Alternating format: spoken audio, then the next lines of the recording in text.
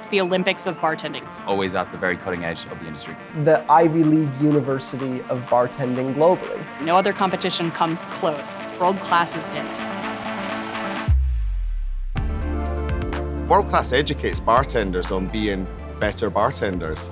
World Class has impacted the bartender, and the bartender impacts the consumer. So this kind of excitement and mentorship is seen to the consumer, and the consumer now wants to know more about us. Everyone attending this can create lifelong opportunities, friendships, mentorships. It's opening those doors, it's being able to make those connections. I think the best thing about World Class is every year we all get together as a community and the bartenders learn what flavors are unique to these countries as we travel around the world.